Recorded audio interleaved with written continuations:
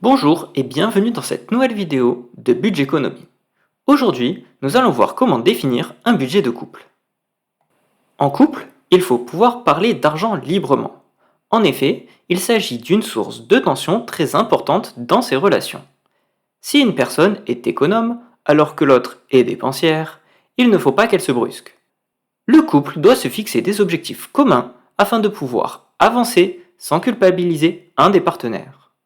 Ces objectifs vous permettront de mettre de l'ordre dans les finances de votre foyer sans engendrer de frustration. Commençons par parler de la répartition des dépenses. Au sein d'un ménage, il existe plusieurs possibilités de répartition. Le tout en commun, le 50-50 ou encore le prorata. Vous l'aurez compris, le tout en commun est une répartition très facile à mettre en place.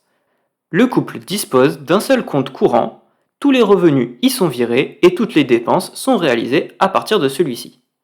Attention cependant à la frustration que cela peut générer. Il est important de se demander si vous avez envie de contribuer à toutes les dépenses de votre conjoint. Passons à présent au 50-50. Dans cette répartition, chaque personne paye ses dépenses personnelles. Concernant les dépenses communes, chacun y contribue à hauteur de 50%.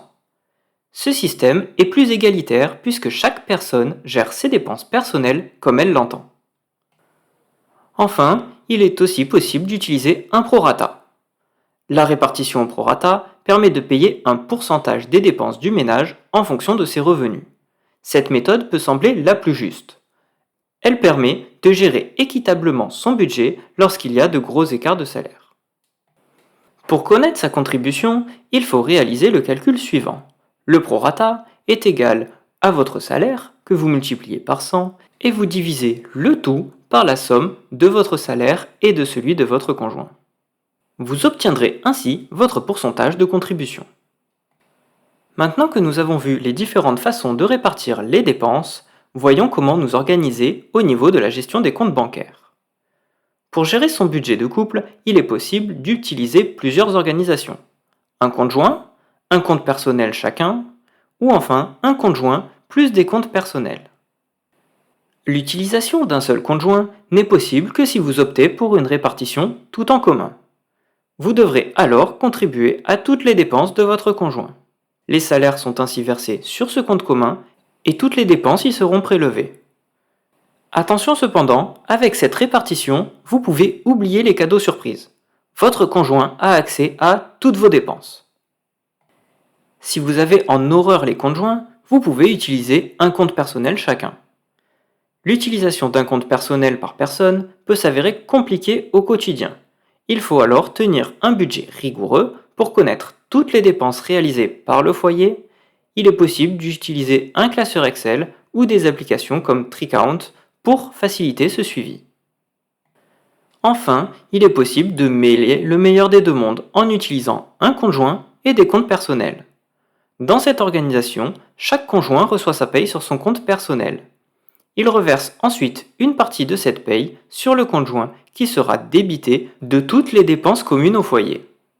Cela demande une certaine organisation et une connaissance de ses dépenses mensuelles. Cette organisation permet cependant de conserver une certaine autonomie financière permettant d'épargner ou de dépenser son argent sans que son conjoint ne le sache. Terminons cette vidéo par mon organisation personnelle. Pour gérer notre budget de couple, nous utilisons une répartition au prorata de notre salaire concernant les dépenses liées au logement. Cependant, concernant l'alimentation, nous avons choisi de répartir les dépenses à 50-50. Pour ce faire, nous avons chacun nos différents comptes personnels ainsi qu'un compte joint que nous alimentons mensuellement avec un montant prévisionnel des différentes dépenses.